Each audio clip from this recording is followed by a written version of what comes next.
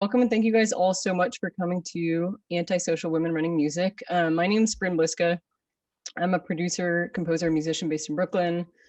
Just, a little bit about me. I've worked with artists ranging from Carol G to Sophie Tucker to Rozzy. I also co-founded a sample label, which is distributed by Splice. I'm so glad to be hosting this event for Antisocial Producers Club. I'm a proud member of this. And for those of you guys who don't know about us, we're basically the working producers collective of New York City. We have 40 of the city's best producers with billions of streams and dozens of Grammys among us. As we're all probably aware here on this call, the industry at large has about 2% female producers, but ASPC is made up of over 40% female producers. So that's something we're really proud of. This event that you are at is part of our first ever antisocial writing camp with over 100 signed artists, writers, producers, labels, and publishers. And we're really all here to celebrate New York City's creators. We are back and hopefully better than ever. So today we're going to be hearing from 4 amazing producers and engineers. I'm so excited to talk to all of them. But first, please let me welcome the sponsor of this event. We would love to thank the New York City Mayor's Office of Media and Entertainment for sponsoring this as part of New York Music Month's extended play program. So real quick, I'd love to welcome Shira Gans. She is the Senior Executive Director of Policy and Programs at the Mayor's Office of Media and Entertainment. Shira, thank you so much for being here. And we'd love to have you say a few words about your work and this initiative. Sure, thank you guys. I'm really excited to be here today and to see so many faces. So something we were able to pull together sort of at the last minute, and it's really inspiring to see so many people who made time. Today's event is part of New York Music Month Extended Play. This is an initiative that our office, the Mayor's Office of Media and Entertainment, we do it every year. Normally it's just in June. It's part of a way that we support the creative industries in this city. And this year for the pandemic, we made it into extended play and have been running it since January, all virtually, all online. I'll put in the chat the URL for the website. You can check out all the workshops. Some of the folks today, like Ebony, who's going to be speaking, kicked off the month in February with a master class on remote recording. So we've had some really fantastic people who've shared their insight and who performed for us. I hope you guys check it out. And we're just really happy to be able to support this. We're all about keeping New York as the music capital of the world. And this is the kind of work and collaboration that does that. So without further ado, I will hand it back over to our panelists. Thank you so much, Shira. We're so happy to have you. So I'm also super excited that we have representatives and students here today from some of my and hopefully our favorite organizations advocating for women and gender minorities in music. So real quick, I want to just give a massive thanks to these people. They include Sound Thinking NYC, She Is the Music, AES Berkeley, Building Beats, Beats by Girlz, Gender Amplified, the Creator Suite. We also have Music Publishers Canada and the Women's International Music Network. So real quick, if the directors and reps of some of these programs just want to give a quick wave to the camera so we can put some faces to your incredible names and organizations, that would be amazing. We would love to hear from you all, but unfortunately we have very limited time, so we're going to get straight into it. However, to everyone here in attendance, I really recommend you check out all of their programming and stay in touch with them. I've personally, benefited so much from what they do. And I think they're just a massively important part of, our community. So definitely tune into them. Great. So just so you have a quick idea of what we'll be up to today, I'm going to ask our esteemed panelists a few questions to get us started, and then we're going to open up the floor to questions of all of you guys. So, please start thinking of questions now. Don't be shy. We're also going to listen to some music that some of our amazing students from these partner organizations have submitted. So they'll get a chance to get some feedback from these amazing folks. Yeah, so definitely keep those questions in mind. And without further ado, I'm going to go ahead and introduce our 4 amazing panelists. So up first, we have Ebony Smith. Ebony is a multi-award-winning music producer, audio engineer, singer-songwriter based right here in New York City. She's also the founder and president of Gender Amplified, an organization that celebrates and supports women and gender-expansive individuals in music production and audio engineering. Ebony received her first Grammy and Platinum Plaque for her work as an assistant engineer on the Hamilton cast recording, also has won a Grammy for her work with Sturgill Simpson. She engineered on the Grammy-nominated album Dirty Computer by Janelle Monáe, and also the Grammy-winning album Invasion of Privacy by Cardi B. In 2017, she was nominated for a Pensado Award in the category of Best Breakthrough Mixing Engineer. She currently works as an engineer, producer, and studio coordinator for Atlantic Records. She's an elected governor of the New York chapter of the Recording Academy and a member of the Producers and Engineers Wing. Some of her other collaborators, I could go on literally all day, but some of the main ones include Charlie Puth, Lauryn Hill, The Roots, Jimmy Fallon, Zoe Kravitz, Kodak Black, Dram. I'm going to cut myself off, but she is incredible. So please give her a warm welcome in Zoom fashion. Rock on. Okay, next up we have Erin Tonkon. Erin is a New York-based producer, engineer, and mixer. After she began engineering at the young age of 16, she attended NYU's Clive Davis Institute. There she studied under the likes of Bob Power and Nicholas Cinsano. During this time, she also began her 6 years working as an engineer and production assistant to the legendary rock producer Tony Visconti. Her work with Tony introduced her to David Bowie, a relationship which culminated in her engineering, mixing, and performing background vocals on his Grammy Award-winning final album, Black Star. Her other incredible credits include everyone from Esperanza Spalding to legendary punk icon The Damned. More recently, she's mixed albums for Sadie Dupuis of Sad 13 and many, many awesome up-and-coming artists. She's also co-founding a new company that includes multiple recording studios, a membership club, and a venue. So I'm really excited to hear about that. And I think that ties in very strongly to our general mission at ASPC. So please, everyone, give Erin a warm Zoom welcome. Coming up next, we have Rachel Alina. So Rachel is a mixing engineer in New York as well, who has worked in every production situation imaginable, with artists ranging from Stephen Marley and Gabriel Garzon Montano to King Garbage and Pink. She works exclusively from her mix room in Dumbo and also travels to Boston to teach on Berkeley's faculty.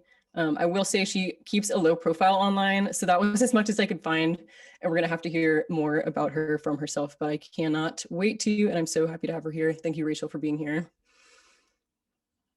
Last up, we have Kiri Stensby, who goes by Hara Kiri. She is a New York-based audio engineer, artist, and producer, specializing in alt pop and experimental music. Also studied at NYU Clive Davis, where she fostered this love of engineering and production. After graduating, she worked at multiple studios around New York City, including Frisbee and Strange Weather. She's now been freelancing full-time since 2017 and has had the opportunity to work for incredible artists, including Caroline Polachek, Earth Eater, and many more. As of 2019, she opened her own recording studio in Brooklyn, and she is currently working on her own LP and mixing records for clients around the world. So welcome, Kiri. Awesome. So thank you guys all so much for being here again. I am so excited to have you here. I wanted to kick things off by just kind of asking each of you to sort of tell us your musical origin story. So broadly, how did you get to where you are today? And most importantly, like, what do you attribute your incredible successes to? So we'll kick it off with Ebony. I'm thankful to be here. Thank you, everybody. Thanks for having me. So for me, it all started really young. I started playing instruments very young, and in Tennessee and Memphis, my hometown. But I didn't really see myself being a singer. Piano lessons were really a bore. I didn't want to do any of that. So I ended up spending quite a bit of time in school playing sports, and I thought that was the direction I'd go until I got into college. And I realized that there was this world that existed that merged audio, technology, and music.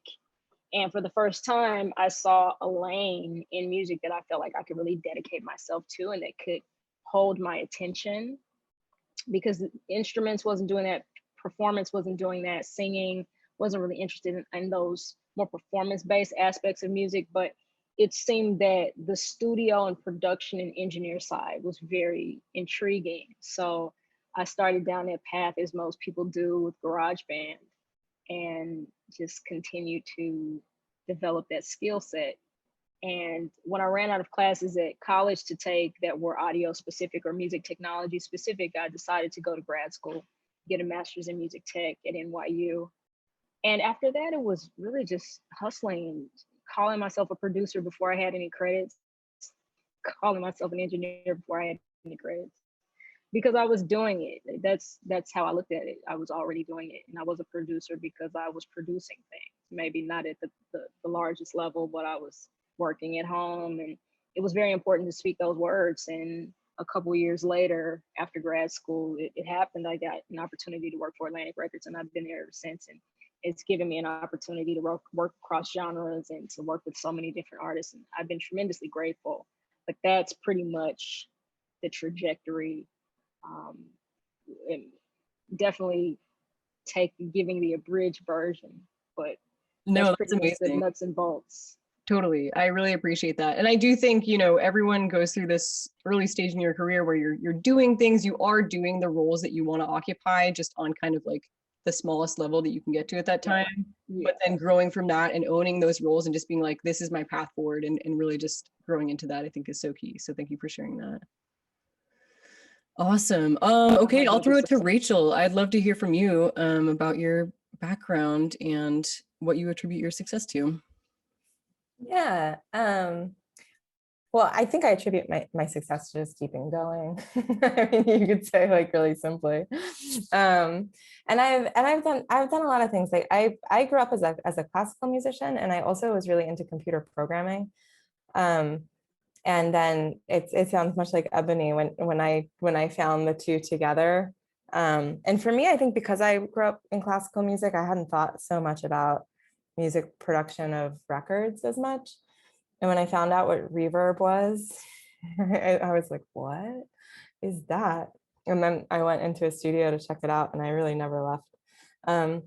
So I went to Berkeley, and I graduated really early. I was like 20, and it was just this amazing luck. I got a gig assisting for Shelly Yakis. So I was just like this kid, and Shelly taught me how to mix when I was really young. And then from there, I kind of floated around a little bit. Like, I got a job as a staff engineer at a studio in Philly. But it didn't fit well with me. Like, I'm much better in the private production studio.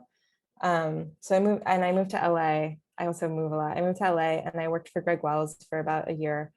And I learned a lot there. And I was like, okay, but this pop thing where that's all that's happening is not really for me. Like, I didn't know what I wanted to do in it all, you know? And I didn't really feel like I had a home in any of it. So I just kind of kept bouncing around. And then I ended up with Henry Hirsch. Like, I came back east, and I started working with Henry Hirsch. And that's when I really found out about analog, and I started making tape records. And I found out, like, I was working on a Helios console, and all of that was really great. And around that time, though, interestingly enough, when I was working with Henry, I became the person who mixed everything. And that was when mixing really struck me. And I was like, wait, I'm really good at this, and it keeps me up at night. And yeah, so then I just started mixing, and then my mixing started taking off, and I just mix now. And then I got hooked up with Berkeley, and I started teaching for Berkeley too. So now I just mix records and I teach for Berkeley, and it's a good time. I mix records and I teach people how to mix records. That's amazing. Thank you so much for sharing that. Yeah, I think you have, I think a lot of people in this panel have had really awesome mentorship. And I feel like we're in this interesting era where it sometimes feels that mentorship is a little harder to attain, maybe because so many people are making music, and we make music in so many different places, outside of studios. So that's something I'd love to chat more about too. But I think, as people all here on this panel, it's something we're passionate about. Okay, awesome. Erin, I'd love to throw it to you and hear a little bit about your background and how you got to where you are. Awesome. Super excited to be here as well and see all these ladies I have known for a while, most of you. Kind of similar to Ebony, I grew up playing music, but I just I hated all my piano teachers, and I took guitar lessons, but I wasn't playing what I wanted to play. And I grew up in the DIY punk scene in San Diego, and I think I was really intimidated by all the dudes that were playing music. There was very few girls playing music, and I wish I would have you know, sought out more of that. But I was really into like getting weird guitar tones. I was like more into that than I was into like practicing guitar and like recording things in weird ways. And I was like, this is awesome. And then I found out that that's like a thing you can do. And I ended up going to a alternative high school for a number of reasons. And they had a recording studio in it. So I started learning like Fruity Loops and Pro Tools and stuff when I was like 16 and just fell in love with it. I was like, this is what I want to do. And I kind of went the old school route. Like you'll hear people like decades ago, like I worked at radio stations, like I was on college radio station, stuff like that. I was doing like promos for the radio and stuff like that. And then did some internships at record labels and stuff and was recording bands on my own, and then ended up leaving. I originally went to school in Boston and moved back to San Diego and started working in recording studios. And I'm so grateful that I was able to do it there because it's a little bit of a sleepier music scene there. So I was able to really have a lot of hands-on experience and learn how to like act in the studio, which is a huge, huge part of what we all do. It's like knowing how to act. And I learned so much there, and, you know, but I had no connections in the music industry. I had, you know, there was the only way I was going to get a job at one of these studios and if someone like died, you know, it was like, there was no hope. And I wanted to move to New York, and I found out about Clive Davis Institute at NYU, and I was like, this is the dream. And I got in as a transfer student, and while I was there, they suggested I find a mentor. That they didn't want me to do another, you know, studio internship. I'd done that, and I gave them the list of my top favorite producers. It's like a yeah, right, you know. And on top of the list was Tony Visconti, and one of my professors knew him, and I was supposed to do like a summer internship, and he hired me full time after a month, and I was the only person that worked for him for years, and that was just, you know, hit the ground running. And I totally agree with you. Like mentorship is such a huge asset. And I do agree with you that it's not as common as it used to be. I think that has a lot of economic issues where the music industry is now, a lot of situations I'm sure we'll talk about later, but I'm so grateful for that. And then was able to work with incredible artists with him, and again, know how to act and know how to work fast and know how to pick up cues from the producer and engineer, and then started producing on my own. And yeah, and it kind of came full circle. I started teaching at Clive Davis recently, which I'm absolutely loving because it's reminding me of why I got into this and why I loved doing it in the first place. So yeah, that's a little bit of my story. That's incredible. Thank you so much for sharing that. Yeah, I think this idea of, you know, obviously we think of production and mixing as kind of like a technical skill set and a creative skill set, but it is like an interpersonal trade. You know, so I think that's super important to keep in mind, and really to center, you know, in your journey as a young producer or, you know, engineer, is keeping that at the forefront, because that is the majority of what we do probably. Awesome. All right, Kiri, I would love to hear a bit from you about your background and story. Take it away. So first of all, I just want to apologize. I have a bit of tonsillitis, so my voice might crack. But first of all, it's an honor to be among like Ebony, Erin, and Rachel. Like, you're women that I've followed for a long time, so it's really just an honor to be amongst you guys today. But yeah, my story, I feel similarly. Like, I kind of started singing in choir and writing songs when I was like pretty young, around 13 or 14.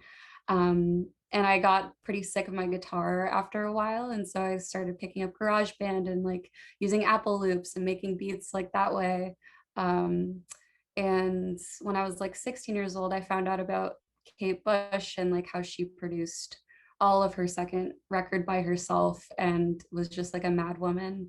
And it just really inspired me to kind of look more into like, what is this business of like making the whole track, you know, from like start to finish. And I kind of got like pretty strong-headed about like, I don't want anyone else touching my music. Like, I just want to be the one who like makes the stuff.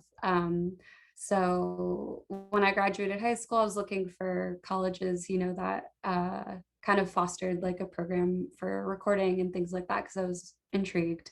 And I found Clive. So I'm similar with Erin. I was a transfer student into Clive. And there I really I didn't really understand what engineering was, but we're required to take engineering classes our freshman year.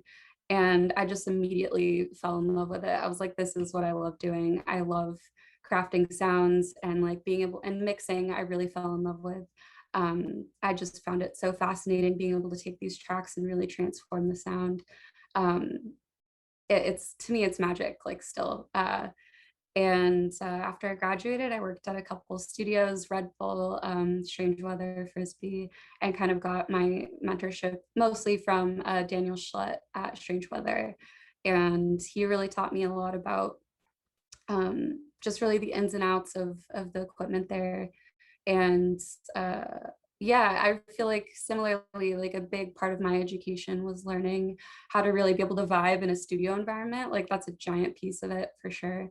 And realizing like how important relationship building is with the artists and producers that come in there to really curate this environment. Because in a way, like when you're making music, it's like it's like a therapy session sometimes. Like, so being able to kind of handle yourself in that environment was really important.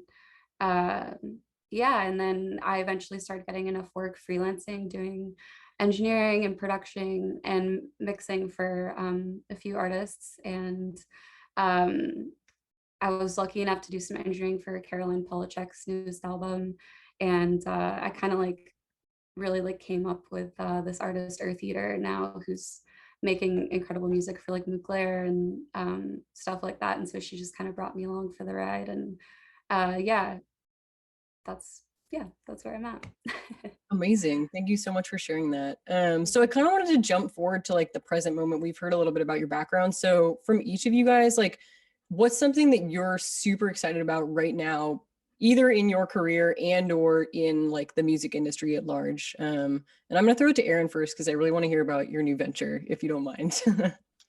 So funny. I was like, don't throw it to me first. I need to think about this. I'm excited about a lot of things. Yeah. So I'm excited about, first of all, like just like I said, teaching and just being able to teach people the art of engineering. And like, it's like so unbelievably exciting. Like Kiri was saying, like it's magic and you forget that it's magic. You forget like the first time you hear compression, like it's hard to hear compression. You don't know what, it's hard to hear like the bass in I remember not being able to make out the bass in a song. I was like, I can't hear the bass, and then like I'm like, oh, and now I hear things in parts, but beyond that, yeah, I think it's like a little bit of the Wild West for the music industry right now. And it has a lot of like really bad downsides. But there's a lot of exciting stuff too. And like the thing that I'm most excited about is accessibility of, anyone now. It was even hard when I was, I'm 31, even when I was starting out, it was hard to get your hands on stuff. It wasn't cheap, and now like it's people that don't have a lot of money from wherever they, anywhere can have some sort of tools to make music with. And I think that that's like the most exciting thing right now, the democratization of music and music creation. And because you mentioned it a bit about this company I've been working on for a few years, it kind of is building off of that and building off of the idea that the way that the music industry is now, we can't all have these monolith studios. It's not how money's working anymore. You know what I mean? And we want to collaborate, and I want community building. We need each other in the music industry. And I heard stories working with Bowie of like in the 70s and being at what's now Avatar, and like Springsteen was down in the other studio, and they'd like walk in and like play on each other's records and all this cool stuff. It's like that doesn't happen anymore. These huge studios have become these closed doors. You're not allowed in unless you're a certain person or certain type of person. And I'm so excited that that's kind of like going by the wayside. So it's kind of like a roundabout answer, but that's what I'd say I'm most excited about. I feel that 100%. Thank you so much for sharing that. I'll kick it to Rachel. What are you most excited about, either in your own work or more broadly? Well, I think in this moment, I'm really excited. I love everyone here so much. This is like this moment is actually the thing that I'm most excited about, being in this Zoom with y'all. But also, to Erin's point, well, also, and Erin, I totally feel you. When I started at Berkeley too, I went through the same thing where I was like, oh, wait, this is magic. Because it is hard to like that thing of keeping going. I mean, I got to a point anyway where I was still so thankful for what I do every day. I was also tired, And then when I started teaching, it also gave me a new view on my own work. I don't know if you've been experiencing this, Erin, but my work got so much better when I started teaching. It was really interesting. So yeah, I hear you. It's magic. Just being in a community of people who care about the craft of records, you know, it's a really special place to be. I think the thing that I'm most excited about in my work and in music right now is it's still this point about community.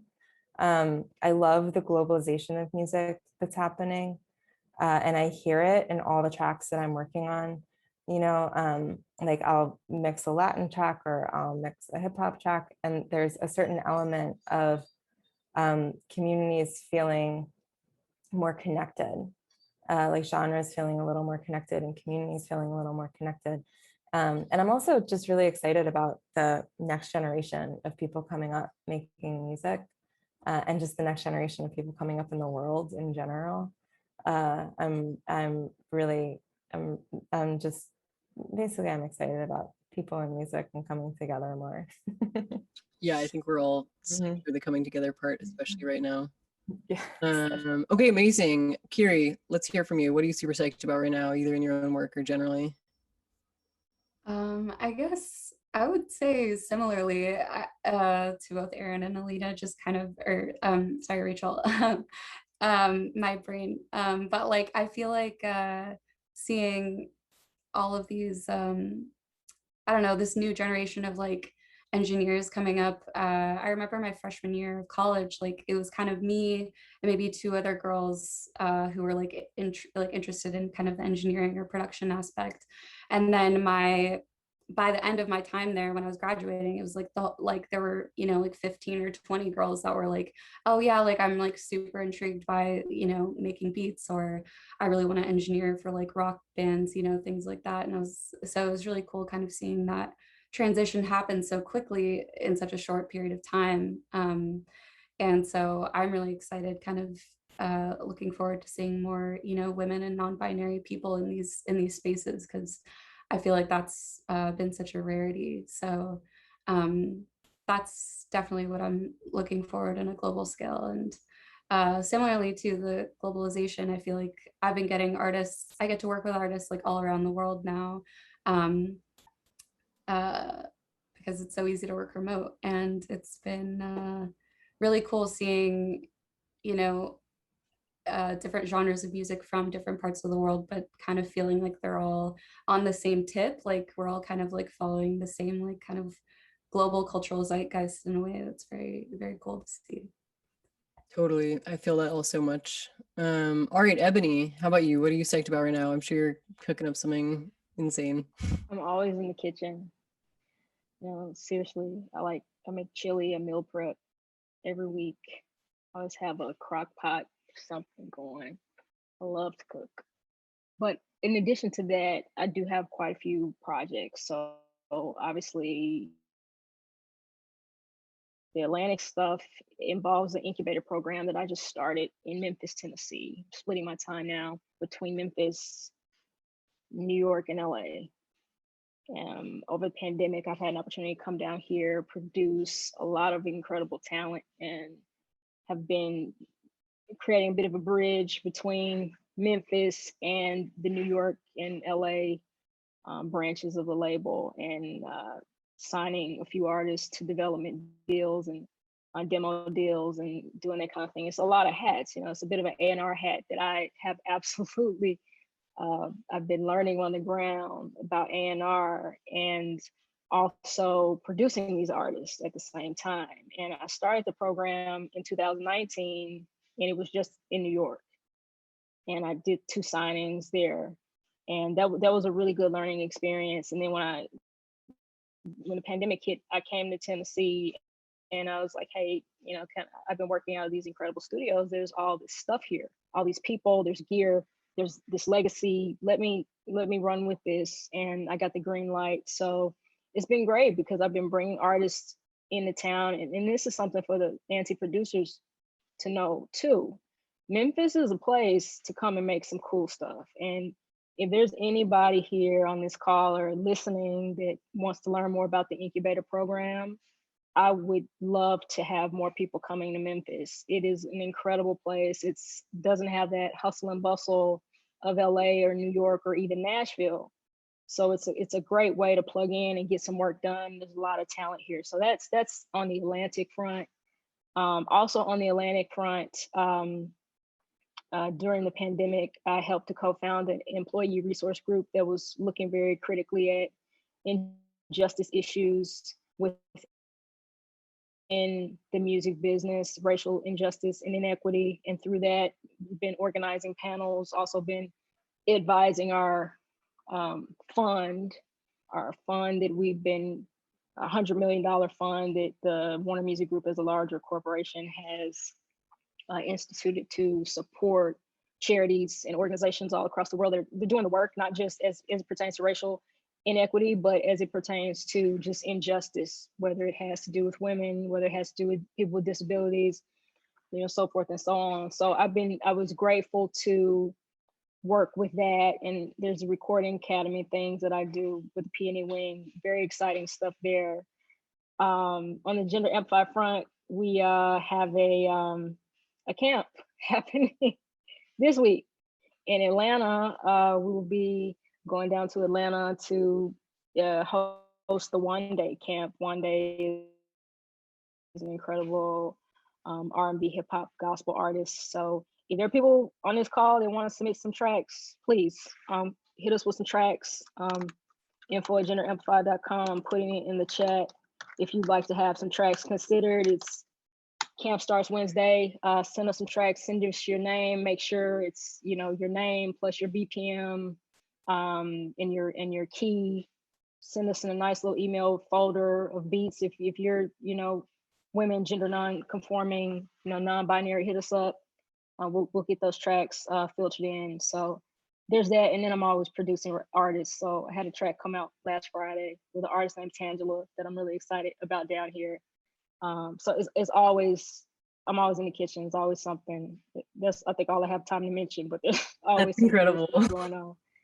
That was like 5 different threads. Yeah, I'm super excited about, to hear about the work you're doing in Memphis, as well as this, this gender amplified opportunity. Just to reiterate that for everyone on this call, you should absolutely send Ebony your beats to that email and have them properly labeled.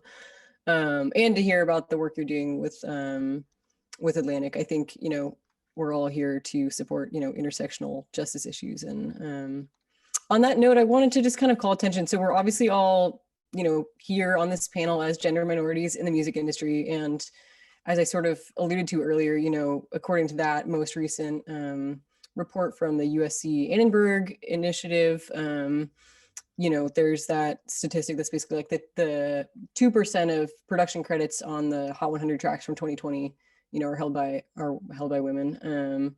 So I feel personally like we've been in the state for a few years where there's like heightened awareness and dialogue across the industry of issues of inclusion and diversity, both in terms of gender as well as race and ethnicity. And I feel like, a lot of that is thanks to people on this call, literally at these organizations doing this kind of work. And I'm sort of curious, like, how do you each navigate this male dominated industry, both on a personal level and like on a structural level to affect change? Like, what do you think we can all be doing in this moment as we're kind of like, we all get it, but like we're still really in the weeds of like trying to kind of make these changes. So I'm going to make this a lightning popcorn style round so that we can get to some audience questions quickly. But if any of you guys have thoughts on that, I would love to hear.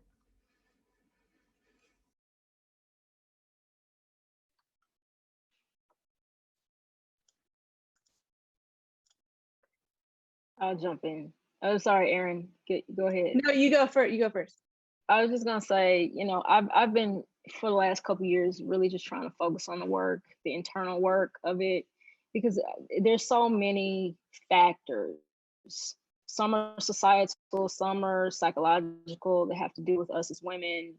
Some of the factors are institutional as it pertains to educational opportunities, sexism as it is, and misogyny, microaggressions as it is baked into institutions. There are a lot of ways to look at this. It's a multi-headed beast, and I'm really glad that the academic institutions have picked it up from a cognitive perspective, and also looking at institutional awareness at these corporations and companies, because I do think our corporations and companies do help reinforce the misalignment. However, for me personally, not even speaking from a gender amplified perspective, I'm just talking about me personally, I have just began to try to deprogram or reprogram my mind, right? And really trying to find it in myself to accept the fact that I do belong in rooms that I'm in. I'm qualified to be in those rooms, doubling down on my craft, doubling down on my skill set, and also working aggressively to put myself out there a little bit more. And you know, people might say, "Oh, it's interesting this coming from you." I think it gets worse like the higher you climb, because then you're getting in these rooms with these crazy, insane people, and you're just like, "Oh my God, why am I here?" And I think a lot of that same self-defeating attitude can come back. And like I said, it's not just about us personally. I mean, some things are just societal, and there are problems in society with women not having advantages and opportunities, and that's a global conversation. But from my vantage point in this moment, I'm just talking about myself personally, is just really attempting to look within and try to figure out the best ways for me to advance myself, really setting very specific and realistic goals for my career. When certain things don't happen or don't go through, or a deal doesn't go through, or I get pulled off an album, or you know, the mix gets handed to somebody else, or whatever happens, like not allowing those things to jar me to the extent that I stop trying or don't have grace with myself or patience with myself, because I think 90% of this thing really is persistence and being aggressive. And we've all been around folks that are loud and aggressive and persistent and have a fraction of the talent and have a fraction of the ability, when there's a qualified woman that's right there that should be getting the opportunities. And as a leader of Gender Amplified, I'm always going to try to create that opportunity so that there is a conversation around the fact that we should be looking in different places at different groups of people for the right personnel to do the job. But that's also an ideal, right? So in a world that is less of an ideal than we would like, there's still a need to grapple with the world as it is. So there's also this conversation of how do you prepare young girls and women, gender non-conforming individuals, non-binary folks, how do you prepare them to deal with the world that we're in, while also working very actively to build the world that we want to be a part of? So I would just say those things. Yeah, I feel like that whole speech you just gave should be like transcribed and like hung up on everyone's walls, because you touched on so many just absolutely vital points, both from the personal level and like the structural level. So I can't thank you enough for sharing that. If anyone else from our panel wants to jump in on this topic, please do. Otherwise, I'm going to throw it to the audience. If you guys have any questions, you can go ahead and use the raise hand feature of Zoom, which is in the reactions section, and I'll try to spot you and call on you. Or if you're not able to be on video or audio, you could drop your question in the chat and I will air the question for us. Okay, cool. It looks like Emmy's got a question. Emmy, you want to go ahead and unmute yourself?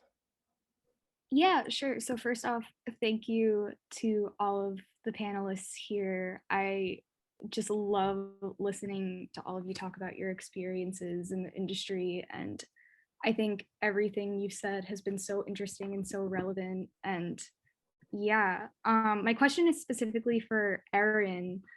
But if anybody else wants to jump in too, I was reading the interview you did with Vintage King, your 20 questions profile, and you mentioned you'd love to work with Black Country New Road. I am a huge fan of them, and not only that, but they're also a really relevant band featuring women right now, and I think they've made so many amazing developments in the music industry, and especially in rock music.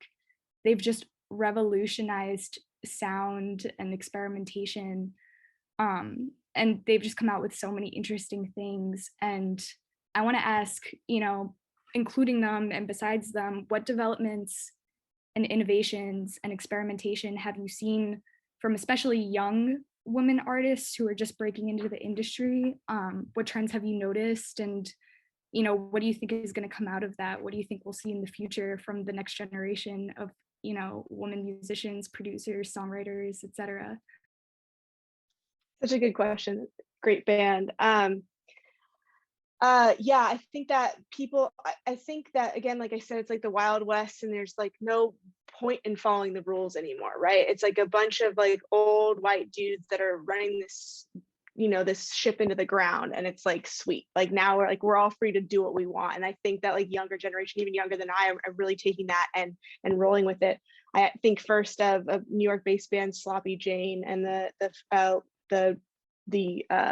wouldn't call her the lead, the front person, she's like a cult leader of Sloppy Jane. She's incredible, Haley Dahl, and she like was insistent on recording an album in natural caves, you know, and it was like everyone was like, you're crazy, this can't be done. She's like, it's gonna be done, like I'm doing it. And she persisted and persisted and persisted, and she did it. And everyone's like, you're never gonna get signed to a label, you're never gonna, you know, anything if you do this. And she did it, and she's now getting signed to like an awesome label. So like I love that type of stuff, and it's like so experimental. And these kids I see from like all different backgrounds, and I love it. Yeah, I think there's so much development happening, and I think it's because there's no point in following the rules anymore. If you're trying to copy a record that's out now, by the time it's out, your record's out, it's going to sound old, you know? So there's no point in trying to sound like Olivia Rodrigo or whoever else is blowing up right now. And that's why I push my artists to be themselves. I get in arguments with labels when they try to tell me to push my artist to be Phoebe Bridgers when she's not Phoebe Bridgers, you know, it's like, let her do her thing. And I've probably lost records because that's my belief, but I think that that's finally starting to be rewarded. And I'm so excited about it. So it's a great question. Awesome. Thank you guys so much for sharing that. I'm going to throw it to, I'm hoping it's pronounced Lana. It's Lana. It rhymes with banana, but you're close. Thanks. Yeah, my name's Lana Winterholtz. I'm from Winnipeg, Manitoba, Canada, and I'm part of the National Accelerator Program Women in the Studio, which is part of Music Publishers Canada. So I guess my question is, I'm also a co-organizer for a new organization in Winnipeg called Good and Plenty Winnipeg, and we're kind of, our goal is to amplify marginalized voices within live performance venue spaces. So, but one thing that we've been really noticing, obviously, is especially from Winnipeg, you know, we're a city, but we're a smaller city. There just isn't a lot of representation when it comes to sound techs, lighting techs, you know, anyone within the venue spaces. And I guess my question is, how do you folks all see encouraging the younger generations to get into these spaces? Do you think a traditional education, like, you know, going to university for something, or you know, participating in an actual diploma program or something like that is necessary to get people into those spaces? Or do you think, you know, there's other ways that we can, you know, I run a nonprofit organization. I'm wondering how you can see if there's any ways that we can, you know, continue to get young girls and young people into those spaces and be interested in it. Do you think traditional education route is the necessary way to go?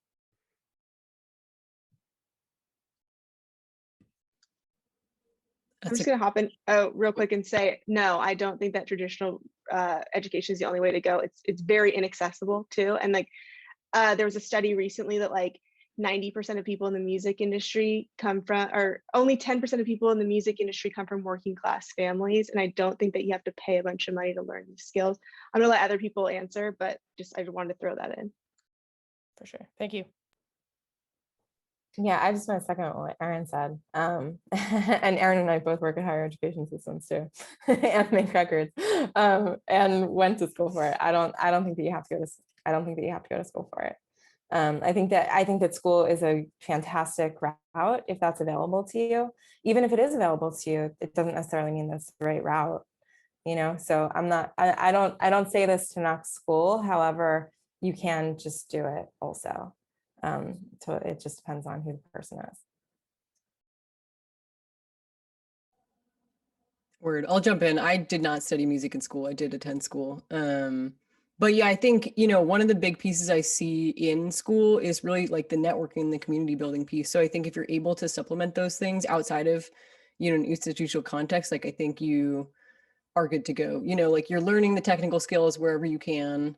You're building community through, you know, organizations, going to shows, getting an internship, that sort of thing. I think there are multiple routes. So I'm excited that we're all about that. Okay, cool. Oh, sorry, did someone want to jump in? Kiri, go I ahead. was just gonna add to that, like, I think like the community piece is the most important part. And I think what a lot, like for me as a, you know, as a younger woman kind of starting off in this industry, I felt like there were a lot of times when I wanted to quit just because the environment wasn't particularly kind to me as a female-bodied person. And so I think creating environments like this, where it is predominantly like female or non-binary, like creating spaces that are like kind of safer for women to explore and, you know, do those kinds of things, I think is kind of what's going to get more women, you know, involved and to not feel discouraged early on. Rock on. Thank you so much for sharing that. Okay, I'm going to take our last question and then we're going to listen to some tunes that people have sent in. So I'm going to throw it to Hannah of Overcoats fame. Thank you for being here and let's go. What's your question? Right. This is to everyone really, and it's about how to monetize your work because New York is an expensive place to live. I'm in an artist group mostly, but I'm trying to branch out into producing other artists as well. And I'm kind of wondering how people just starting out, how much do you charge? How do you monetize it when you're first starting? I feel like I just will do anything for free right now to gain experience, but that's also tough. How do you afford, you know, a studio space? How do you make that become something that can be financially lucrative?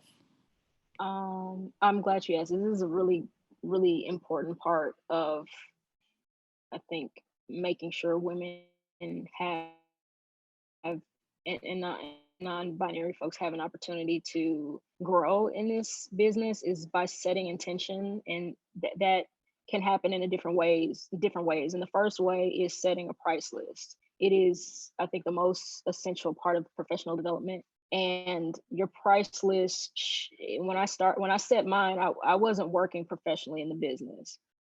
I had artists that I was producing for on the side as I was working my regular job. And most of them I was working with for free. I hadn't set any boundaries. And then I created a price list. And I split it into two worlds. There was a commercial client's world, and there was an independent artist world. And even if it was super cheap, independent artists were willing to give me something for my time. And the way I would do it is first session's on me. But if you like what I do, the next session is not free. Right. And it was always reasonable, and I would always work with people. But I think setting some sort of intention as it pertains to what you think you're worth, even as you're building your talent, is very important. And also, as far as what those rates should be, ask around, right? If you know professional mixing engineers and folks that do this for a living, ask around, even call managers. If the average mixing engineer on a manager roster is going for $5,000, you know, a project, or in some cases that $5,000 a track, right? And you say, well, you know, your clients are working for this person and that person. I'm not there. It's gonna take me 5 years to get there. Okay, well, take that ideal as your goal and then set your price for yourself accordingly. So if the top mixing engineer is making $5,000 for a project or whatever, then you take 800. but have some sort of value, have a valuation for yourself, and pretty much tell people as soon as they hit you up. And I've had people hit me back and go, I can't afford that. Then you say, okay, well, what can you afford? I can work with you. I've lost projects that way, but I've also gained projects and been able to set my rate. So I think it's really about telling the universe how you want to be treated. And after that, then things tend to conspire and conform to help you reach your goals after that. But it's really about you setting an intention and asking for what you're worth.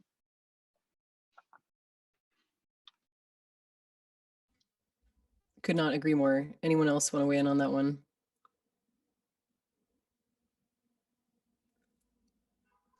I was just saying I have nothing to add. Ebony totally nailed it. Yeah, same. Yeah. Yeah. I think that like really like honoring your craft and, you know, knowing what you're worth, that's a big piece of it for sure.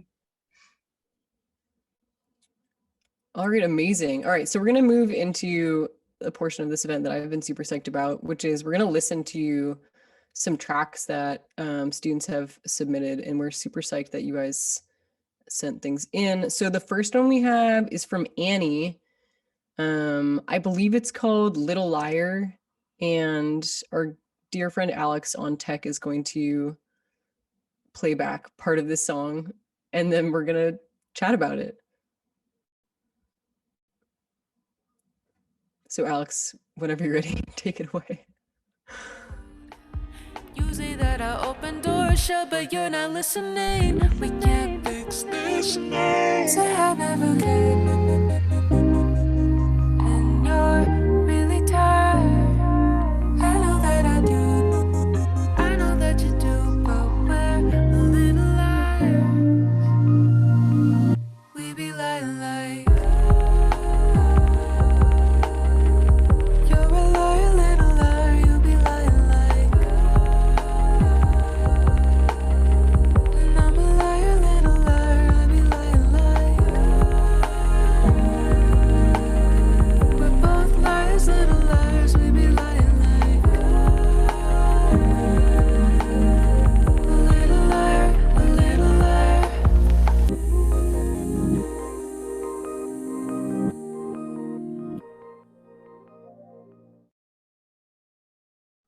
All right, that was absolute fire. Annie's on the call. Annie, thank you so much for sharing that. I don't know if you have a specific question you want to throw out. If so, please do so now. Sure. So this was really fun to produce. Demoy, who's in the call here with me too, we've been working on this. She wrote the song and we're pretty late in the production stage with it. Not quite yet to mix. And so I just wanted to get some opinions on the production so far. And if you have anything that maybe I should keep in mind as we go to mix it, that would just be really super. But thank you so much for taking the time to listen to it. I really appreciate it. Word. All right, panel. Anyone have thoughts?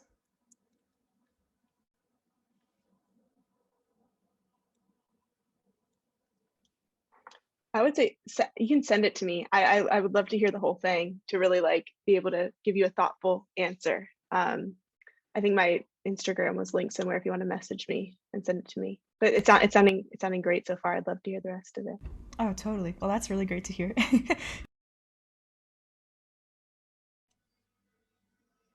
Yeah, I agree. I think that's really dope. I think also the Zoom compression is, you never know what you're quite getting.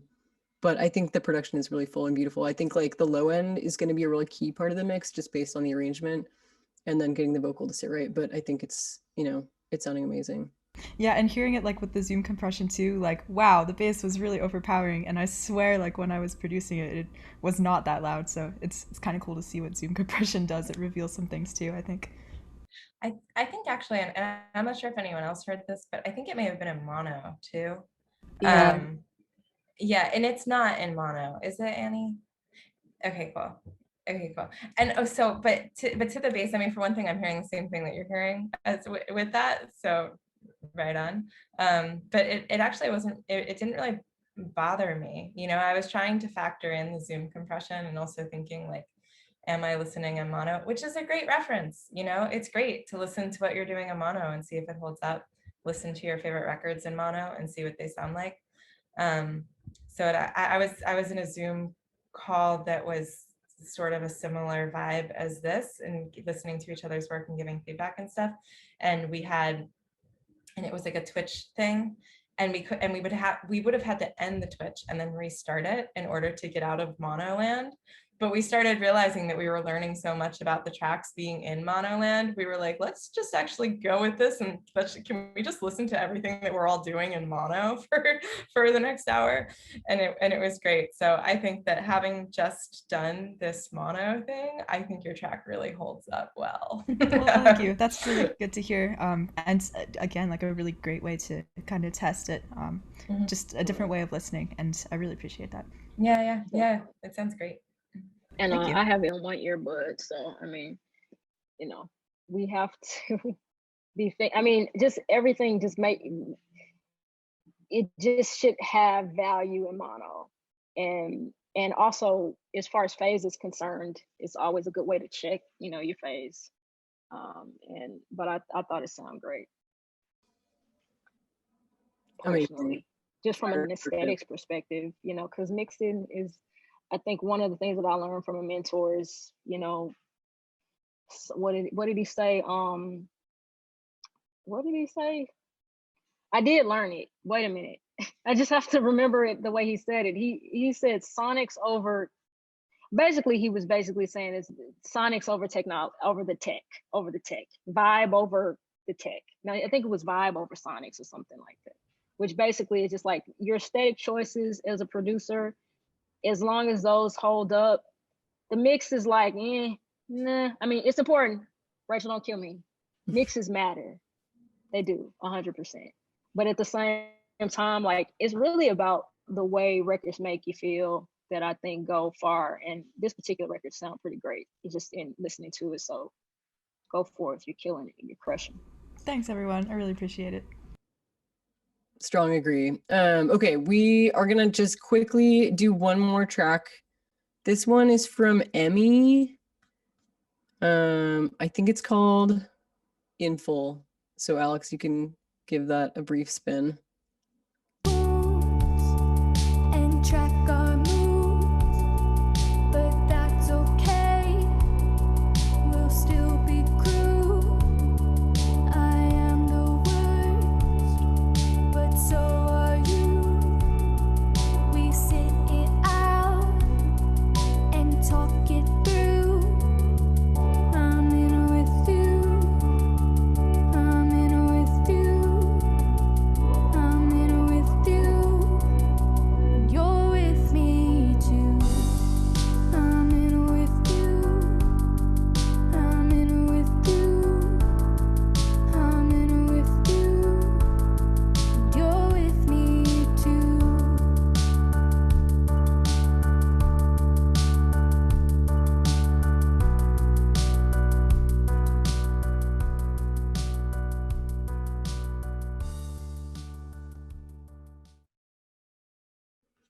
Rock on. Emmy, I don't know if you're on the call. If you are, if you want to ask a question, please holler at us. Yeah, so this is a super rough mix. This is like literally the first mix I have done on it. Specifically for vocals, like vocal mixing is not my strong suit. I am very much into like ambient instrumental stuff. Honestly, I'm like really self-conscious about my voice too. So like I just get a lot of hangups with it. If anybody has like any advice about that, yeah, mixing and whatever.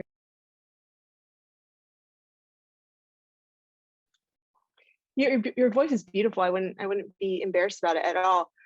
Quick like vocal mixing tip, and something that I noticed, because it's in mono and because I'm listening kind of quietly, like monitoring kind of quietly is a good way to really see where your vocal level is sitting. And it should be sitting kind of like above the mix, but not, like so far above, but you should kind of hear it as the loudest thing. And one thing to make note of is the interaction of like the vocal with those keys, and sometimes there's frequencies that are kind of overlapping a little bit. And that could get into just some EQing of maybe the keys when the vocal's in, so it allows your vocal to really like take up that space, or like something called multi-band compression, where you can compress certain frequencies. But yeah, just that tip of like monitoring quietly to hear where the vocal is sitting. And yeah, everyone has a hard time hearing their own voice. I've sung backing vocals a few times. I'm not a singer, and I'm like, oh my God, you know, every vocalist feels the same way. You have a beautiful voice, so don't let that distract you. Yeah, as a singer and mixer myself, like when I have to mix my own voice, I have a tendency to want to like hide it a little bit, but definitely, you know, the thing that people love about most music and what connects people is the vocal, you know. So I quickly learned like you gotta just like sometimes I'm just like I just have to pretend this isn't me. Like I'm mixing for a client, and like I always put their vocal like right up front because that's like, you know, what most people are looking to hear. But I thought it was a really good track. Maybe like do a little bit of vocal layering or something in there. Be cool. But yeah, let's do it. All right, rock on. So it's been such a pleasure having everyone here. We're gonna wrap up and sign off, but please join me in thanking again Shira and the entire New York City Mayor's Office for helping us put this together, as well as our 4 incredible panelists. Zoom snaps, claps, thank you hands. It's been such a pleasure chatting with you all. Obviously, they've all made their Instagrams available. Definitely hit up info@Gender Amplified and send some beats in. And stay in touch with all our partner organizations who also help make this happen. They're all doing incredible work on a daily basis to make space for minorities in the music industry. So we really appreciate you guys. Also, shout out Anti-Social Producers Club. You can follow us on Instagram and check out our roster online. We're also available for chatting, feedback, and obviously work. But yeah, that's all we have for you guys tonight, and have a good one.